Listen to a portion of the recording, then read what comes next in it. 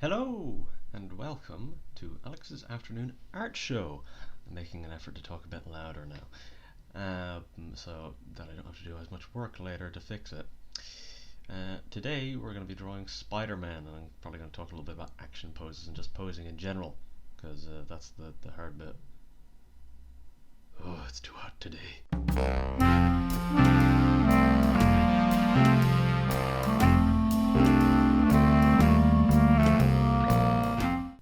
Yeah, as you can see, I am not wearing my dressing gown, the costume for me, and it is because it is far too warm today. It is very sunny and very warm, too much so I can't wear it. It's too hot. But yeah, as I said, today we're drawing Spider-Man, and we can actually use our I can actually show you my reference because it's just a screenshot from the game. Because I mean, you take the help where you can get it. But yeah, and so we're just kind of going to be following this pose pretty closely. I think we're not going to be doing anything crazy with background, just something simple.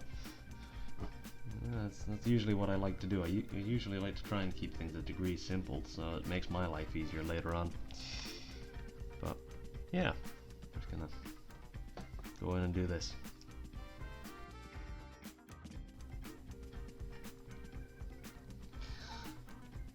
Something that I actually forgot to mention in the last one was that these videos will probably include a lot of flashing. So if that's something, this one in particular will.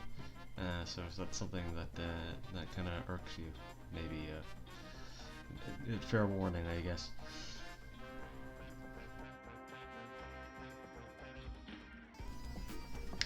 Okay, we've got our base sketch in.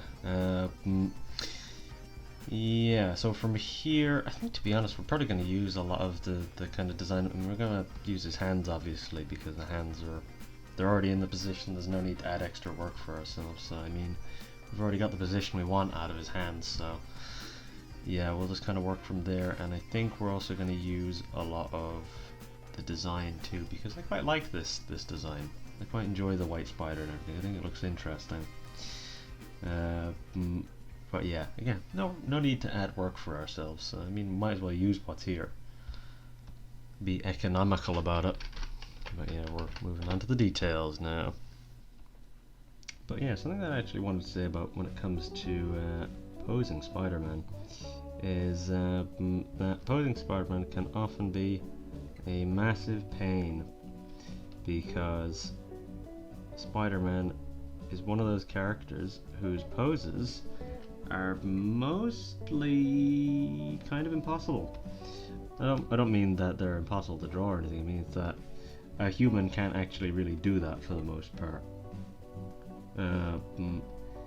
And yeah, they're supposed to be like hyper acrobatic and all this stuff, so it just kind of, it could be a little tricky to draw this stuff by eye, which is why it's always handy whenever you've got stuff like, I mean, the game, where you can basically just, you got the photo mode and everything. I mean, I didn't take the screenshot because I don't know how to do it. Not that I don't know how to take the screenshots, just I don't know how to get them off the PlayStation. So I went and I scoured Google Images, and I found a good one. Or I found one that I liked, at least. But yeah, I mean, some people would be purists about the kind of the fact of the matter of kind of tracing over stuff, but I mean, it doesn't really bother me none. And again, it's all about, I did mention this in the other one actually, but it's all about what you're happy with. If you're happy with doing whatever, then do whatever.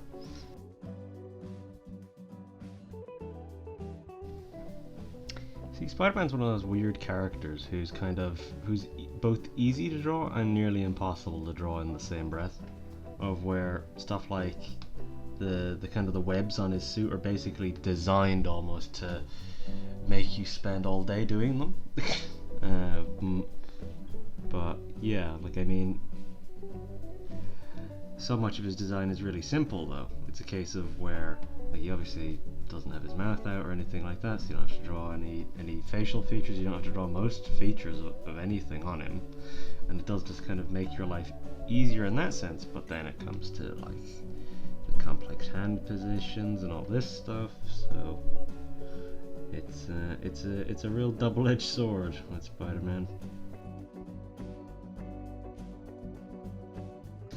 Yeah, again, people will kind of be purists when it comes to using reference and stuff like this, and saying, oh, you shouldn't stick too close to your reference. I mean, it really, again, it's all about what you want to do. If you like just kind of sticking close to your reference and not going too crazy on anything, then that's perfectly fine if you're happy with it. Just, I suppose, don't exactly go around saying that you did it all from nothing.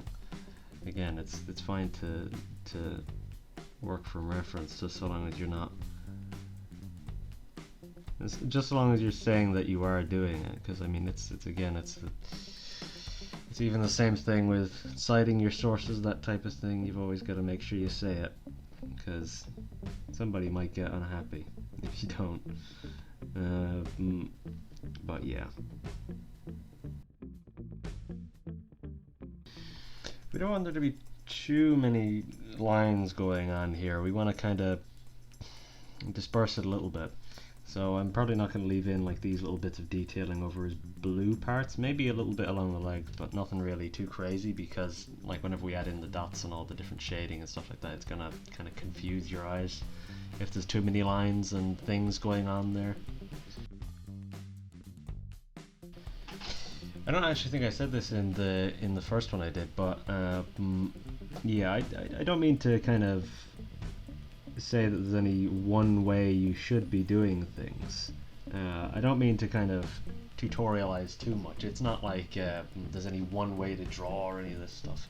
It's just to do whatever you want. Do whatever you want. Do what you enjoy. That's all there is to it.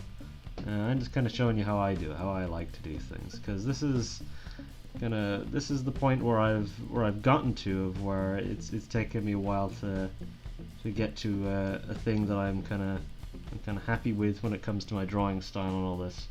But this version, or this type of drawing that I'm doing now, I might not be happy with in a few years' time, and I might change my style radically. Who knows? I could be doing like completely crazy animated stuff. Who knows? But I mean, probably not. That stuff is very difficult for me. But yeah, like, I mean, if you like drawing stick figures, sure, keep drawing stick figures. Just do whatever you like. Do what you enjoy doing. Don't let anybody tell you that your way of drawing is wrong or anything like this. It's just whatever you want to do. Do what you enjoy.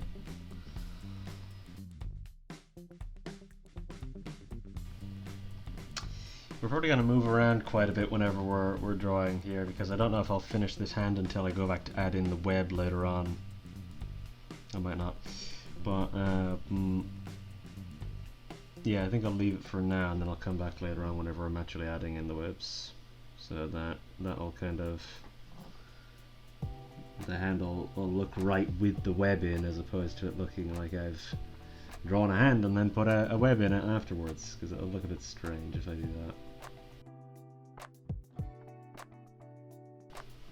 I don't mean to connect too much back to the last episode. I don't want, I mean, despite the fact that this is a series, you don't really have to watch them in any particular order, so I don't mean to connect too much. It's just a case of where some things overlap, and I do them in an order, so I guess I do overlap a little bit.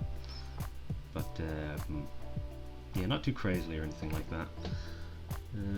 You see now, this is where the angle starts to bite us a little bit, of where you've got to try and, again, this is a dark image, so it's kind of like you're shooting a little bit in the dark, of where you're kind of trying to guess some things, and fill some things in just as you're realizing it.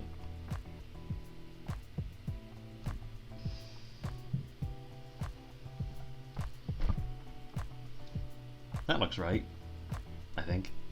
Again, we're kind of guessing in some of this stuff, and this is the kind of thing. going from reference closely is still only half the battle. Even if you're going very close to your reference, you still gotta do a lot of work yourself to try and figure out that reference sometimes. Because reference can be cryptic and frustrating, much like everything, just in general. Again, we do have to do a bit of guesswork here. We're kind of reconstructing bits of this because the shape of this spider is again mangled by the perspective and all this stuff and the angle and all this. So we've got to kind of, again, as I say, reconstruct some bits of it, because the way his body is kind of altering the shapes of stuff. I think that should probably be down there. We should probably be able to see some of that there. Some of that leg of the spider. This design does have a little bit of red on the legs, but we've kind of, again, the angle is kind of obscuring that, so no point in trying to force it in. You know, I think the thing that I actually enjoy the most about this design is the white, because it just kind of, it adds so much to help, like, accent the suit, and it just makes it look a lot more interesting, generally. In my opinion, at least. I mean, some people probably hate the white, as some people just hate everything, I guess. But you know what? I think the white is fun.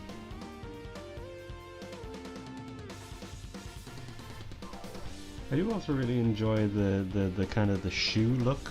I feel like it kind of helps. It does it makes a bit more sense than the boots. I'm not big on the spider boots. They're kind of weird looking in my opinion. I feel like it's a bit much. I feel like Spider-Man wouldn't really wear boots.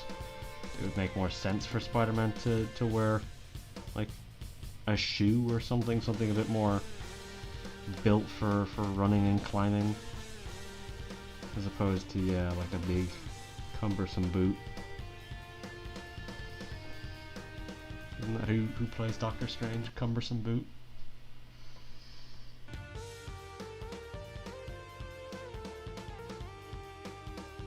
I feel like with Spider-Man, depending on how you draw him, you really have to kind of choose your battles on what to emphasize, because here I've kind of decided a lot to kind of emphasize the musculature of the legs. Because I mean, this is the thing, it makes more sense to me for Spider-Man to have kind of muscular legs, because he's doing crawling and climbing and all this stuff. And he's not like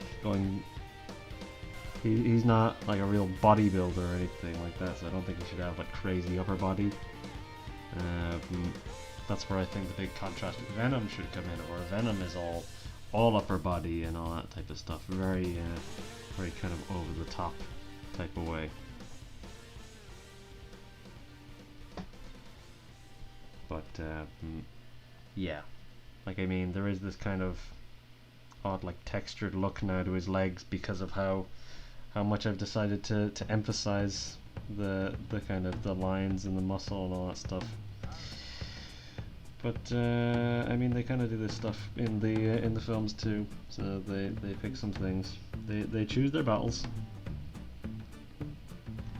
And yeah, again, that's kind of what you have to do whenever you're drawing Spider-Man. Is just kind of figure out what you want, and then just kind of roll with it. But yeah, I think we've got the whole kind of basic details done now. Now it's just the webs, and then or the webbing on his suit, I mean. And then from there on out, it's just kind of it's all color and shading.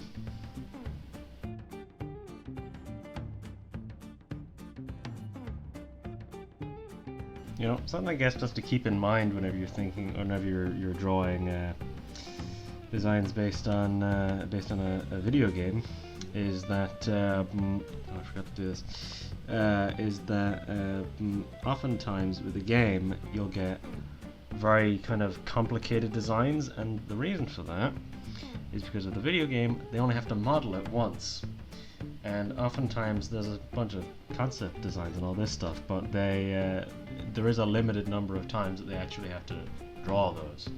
So whenever you're drawing it yourself for your own just enjoyment, it's something to kind of think about is that, yeah, they obviously designed these things with the intention that they would only be modeling them once, so they can make them as complicated as they want.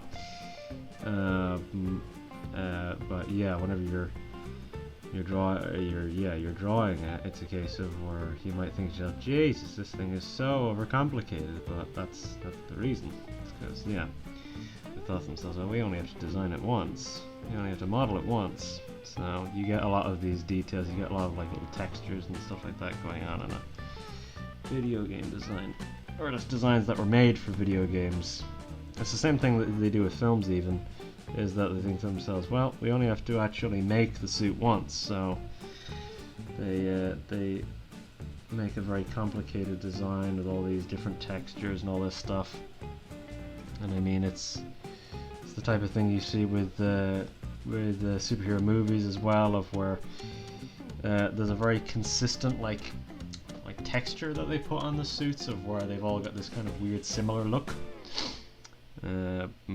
But yeah, it's an odd thing.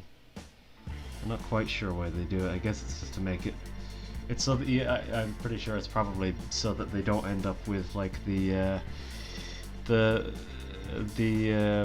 situation of where all the suits are made out of like the same kind of boring weird material, and they don't want it to be I guess they don't want it to look like the Ben Affleck Daredevil costume or anything like that, or have it look too silly, even though I think it's perfectly fine for them to look silly. I mean,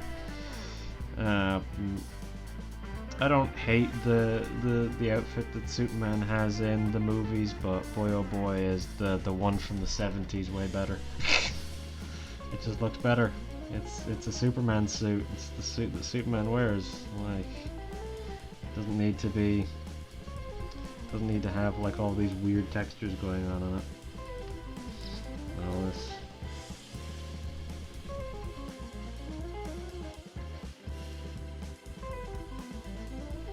The big thing with the webs is you don't want the webs to distract, in this instance, from the detailing that we've put in ourselves.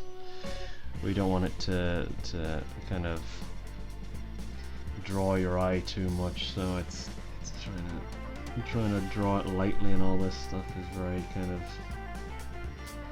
tricky. And this is the thing, it's harder to draw this stuff lightly whenever you're drawing it with a pen. Which is what I usually use to draw whenever I'm drawing physically. I usually use, or traditionally I mean, I usually use a pen, just like a normal ballpoint pen. And yeah, just trying to draw Spider-Man with that is a real pain, because trying to get any kind of the webbing and everything like that without going too hard, nightmarish.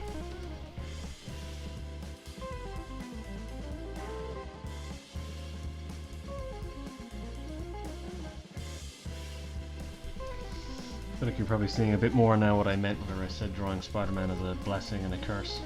Not even that it's a blessing and a curse, but that it can be easy and really, really hard at the same time. And it's because of these bloody webs.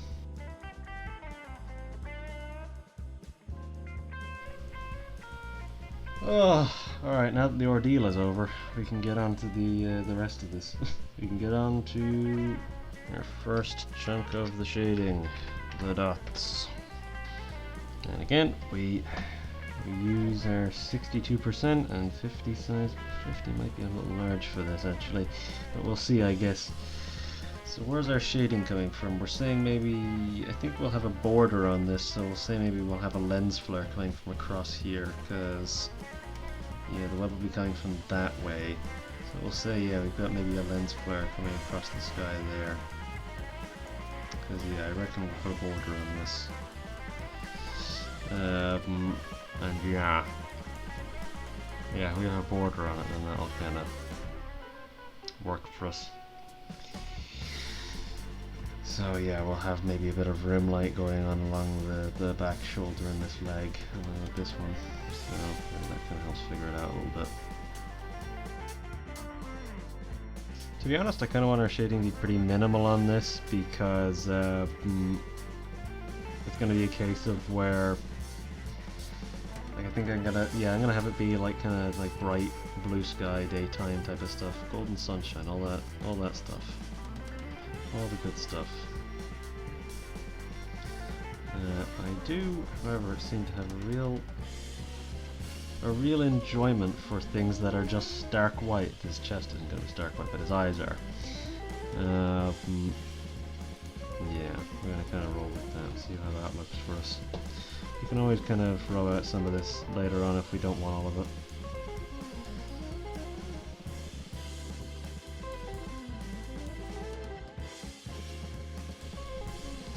You know, for people who wonder why I use the dots, it's not just because I like how it looks.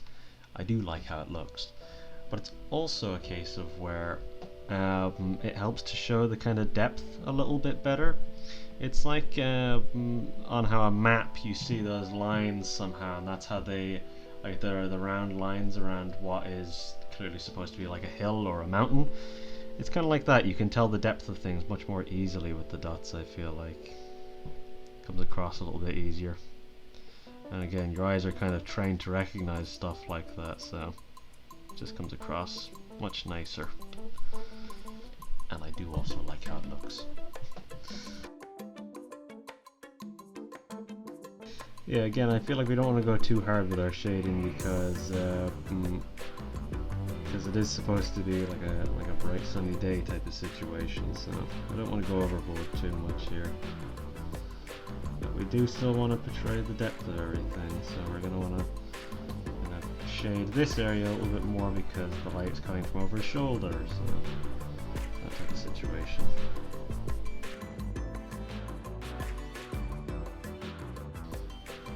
Lines are actually kind of handy. The weird tech lines on his suit, they're kind of actually handy for guiding me by the hips, I guess, to kind of get where I need to be when it comes to the lighting, which is interesting. Maybe that's why they put them there, as opposed to the fact that they probably liked how it looked.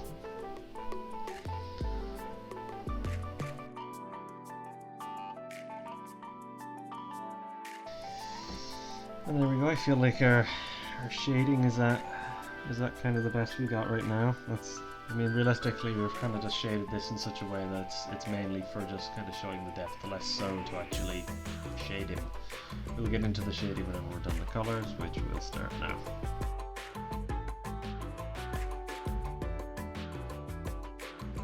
You know, despite the fact that I opened this video talking about, or saying that I'd be talking about posing, I don't feel like I've really talked very much about posing. But yeah, I guess I can maybe talk a little bit about it now after we've already, you know, done all the posing and all the actual drawing of the character. But yeah.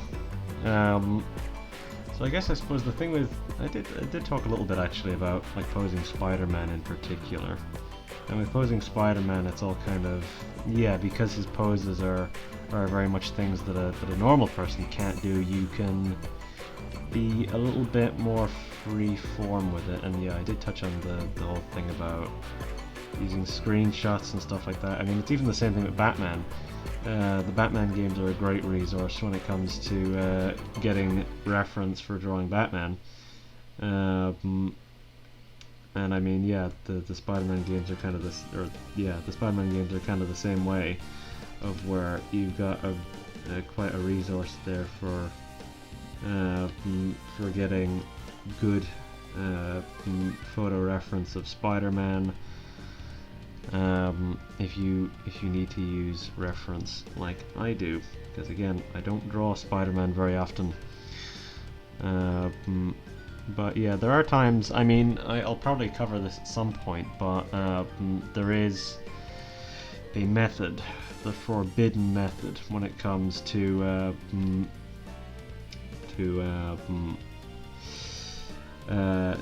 creating a pose that you're looking for, and that is the Frankenstein method, where you get a ton of reference images and you just kind of take bits and pieces from them. Sometimes you need to, sometimes you don't. See, the downside of the Frankenstein method is that sometimes you can end up with weird angles and stuff like that. Some reference or some images might be taken on a different type of camera, so you'll get like a different weird look or something like this. Sometimes it's a bit of a crapshoot. Sometimes it really doesn't work, and then sometimes it works better than normal reference. Particularly if you're looking for something a bit more dynamic from your poses. It can work to your advantage to kind of maybe over-exaggerate things or get kind of fiddly with the perspective and that type of stuff, so yeah. I feel like this red is maybe a little too bright, but I think we'll fix that, I think, after we've filled in the red. We'll see if it's still kind of too much at that point, and if it is, well, we can still fix it, but yeah, we'll see.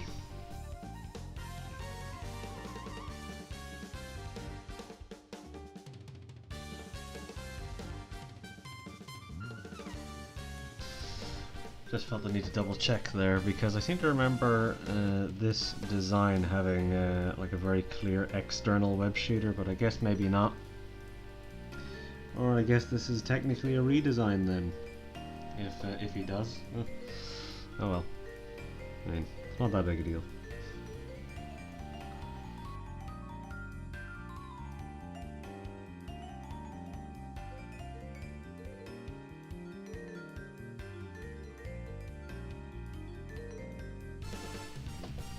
I feel like I've not really been talking all that much during this one, but that's probably because just this, or at least this part, requires a lot more focus, it feels like, because all these little white bits and all that stuff you're trying to draw around and not hit or anything like that. It's just very kind of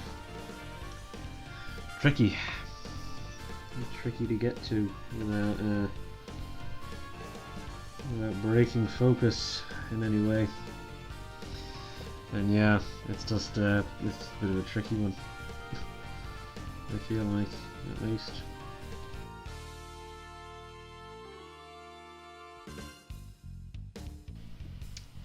Alright, now that we've got our red done, we're definitely going to want to dilute it a little bit, I feel like, because it's a little too bright, I think. I think something maybe a bit more like here be a bit better. That's a little, it's still pretty bright. Maybe somewhere like there. That's a definite improvement, I think. Alright, so what I'm actually going to do before we get onto, should actually start my BG layer here. Before we do anything crazy with our blues or our whites, what I'm going to do is I'm going to put in my background gradient. Actually, just leave it at that. So, since it's going to be a bright blue sky, what do we want? We want a light blue and a dark blue. So we're going to want like an almost whitish blue. And then a kind of a deeper blue for the top of the sky, the main colour. So,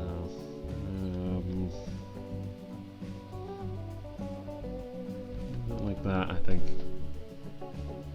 Maybe this might be not quite as deep a blue as this.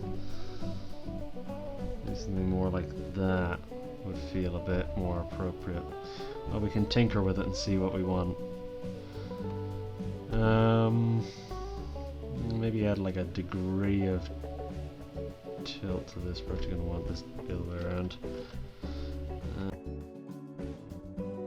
Now we're going to do the whites. We're going to do the whites before we do the blues because the whites will be... I don't know why I actually did that. But yeah, the whites will be a little easier. So what we'll do is we'll probably want it to actually be like kind of a bluish white. It'll be really, really white. But yeah, we want our whites to kind of to stand out a good bit.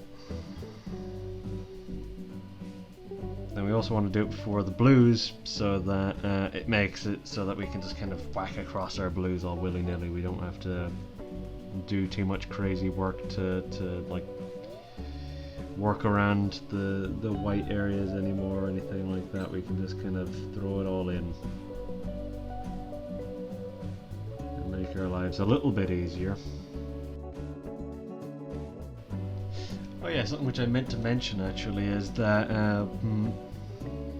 on the tablet itself, I don't actually see true color. I see like a brighter, kind of juicier version of it. With most colors, some colors don't kind of come out that way. Some colors, like I mean, the white is obviously going to be the same, more or less on the tablet and the screen. But most screens kind of wash out the colors, so it's a case of where I'm not seeing an accurate representation of the colors as how it's going to be on like a phone or on a computer screen or anything like that. So I have to. So that's any time you see me kind of looking back and forth, that's usually what I'm looking at, is to see how the colors are looking on the screen.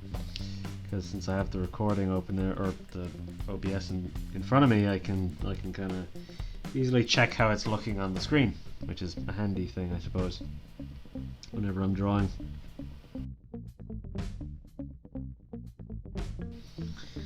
Well, I think that's it. That's the kind of the gist of it done. So now we'll do our blues, and that will basically be our color done. Yeah, we'll just do our blue. So this Spider-Man has like a darker blue, I think, if I remember correctly. He has like a bit of a darker blue going on. We're going to want to maybe reaching it up a little bit, because that looks a little nicer there, I think. Let's see whenever it's on. How does it look?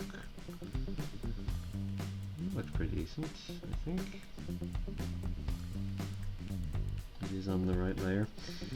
It is something which it's always wise to check, is to make sure that everything's on the right layer, because I don't know how many times I've ended up making a mistake or something because I didn't look to make sure that I was actually on the right layer, and say I ended up doing all my blues, for instance, on my white layer still. I didn't bother changing layers, or I thought I changed layers and then I didn't.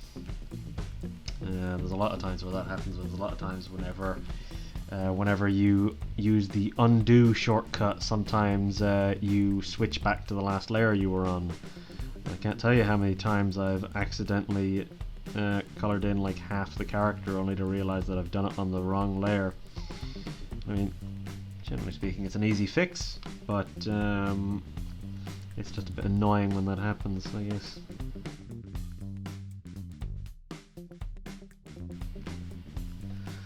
Thankfully, it seems like we've controlled our bleed through on the other colors a lot pretty decently, which is handy because yeah, that can make life a bit of a living hell if you've got to go back through and erase tons of your colors and all this stuff, because it's bleeding onto the personal space, as I said last time, of the other colors, and yeah, it can just make life a bit miserable.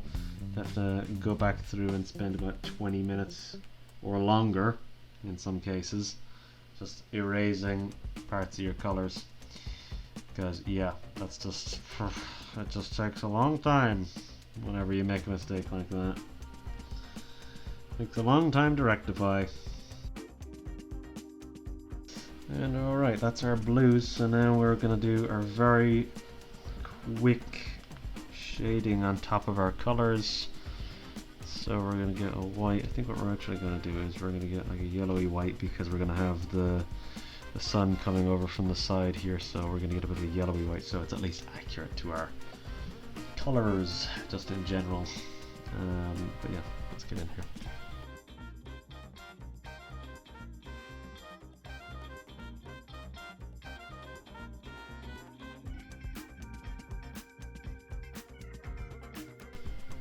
You know, I seem to remember saying that I wasn't going to be doing incredibly intense shading, but here we are. Well, it's not even that intense, really. But, yeah, well, we're going to be turning down the opacity again.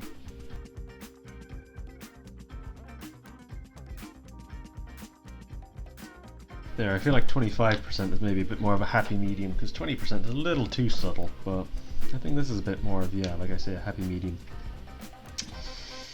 Okay. So there's a few things we want to do in terms of the background. The thing I want to do is I want to have a border. I want to do a little border in the background, so what we're going to do is we're going to get maybe a kind of a dull yellow. Maybe a dull warm yellow, that'll maybe work a little nicer. And then we're going to maybe like this.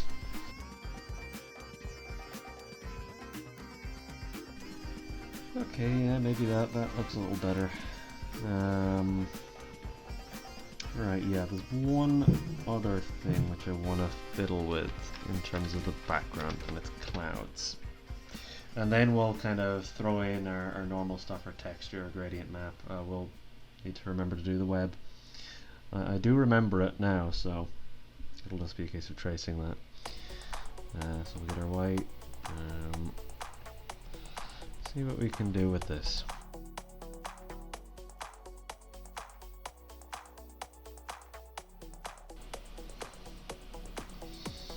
That looks nice. This is kind of what I'm looking for, I think. Just a little bit of clouds. They're kind of fluffy, there's a bit of fluff to them. Some nice kind of clouds. Don't want to go too overboard with it though. Maybe throw a few towards the bottom. Get a little bit cloudy down here.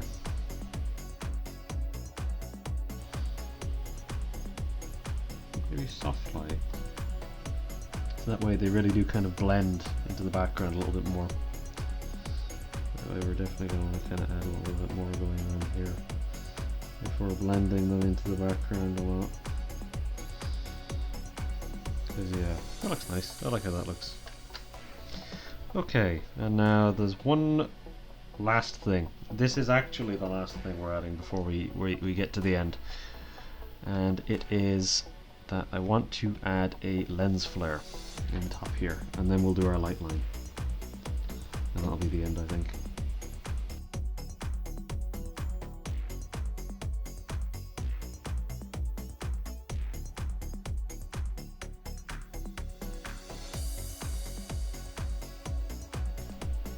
That lens flare is a little bit more substantial.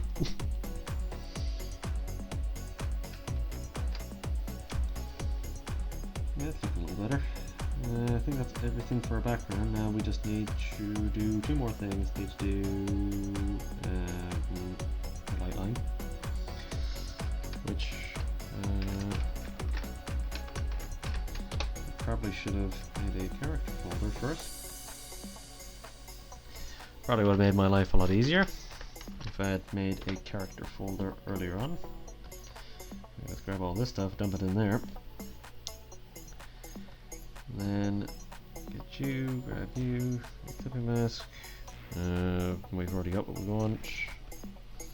Yeah, maybe I should make it a little bit more vivid.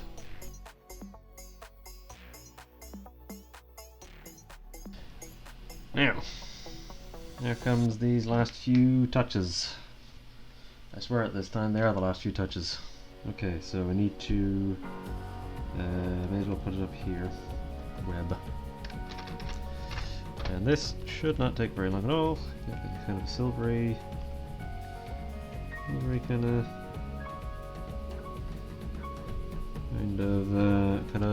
of white in there. So we have 15 size. We're going to actually want to turn off the background layer for this for a second. We're actually going to need to keep it on. I'm just remembering we're going to need to keep it on. Thankfully that is above this, so we can have our thing going.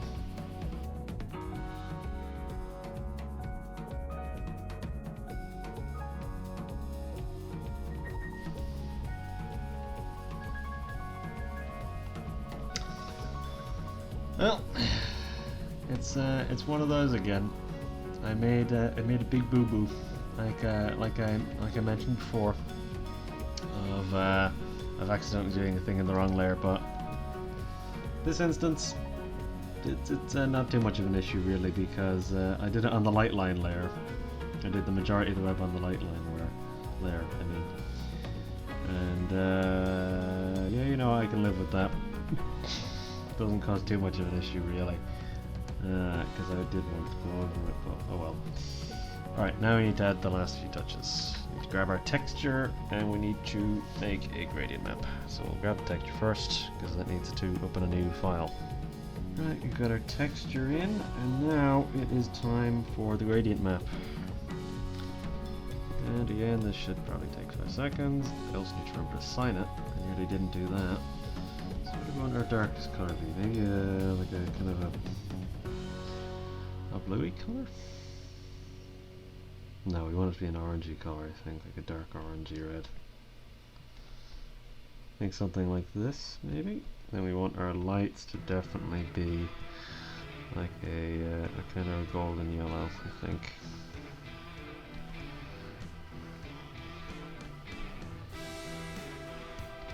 So we're getting a very warm colour palette here, and something kind of like that in the middle, or even maybe a bit more orange. If we want it to be a hot one. So let's have a look, see what that does for us. Overlay is definitely more vivid. Soft light, 60%. What about light? What does that do for us? It's a bit intense. Overlay. I am really partial to the overlay recently, it seems.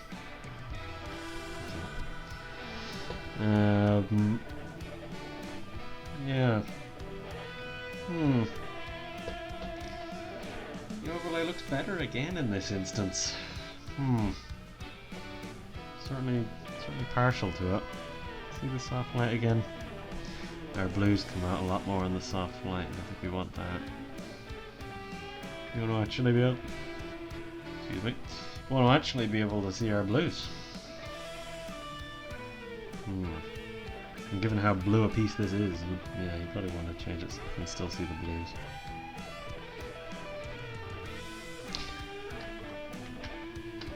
Yep, and I'll very quickly sign it, and then that'll be us done, I think.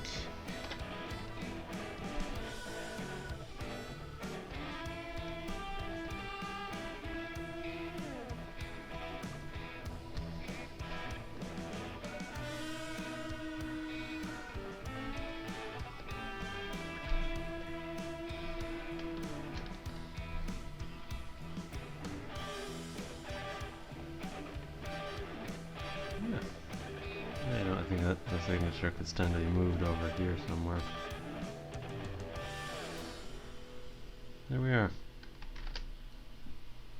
Oh my, oh my. Oh! But yeah, that is our Spider-Man drawing. Spider-Man in the sunlight. I talked a little bit about action poses. Only a little bit though, despite the fact that that was supposed to be the point of the video. I mean, we had fun though, didn't we? So, and this is and we're happy with the final product. We got I think everything we wanted to do done. I think we got everything across. But yeah, I don't really have an outro still. I've still not figured it out. So I guess yeah, if you like to do whatever, and hopefully I'll see you next time.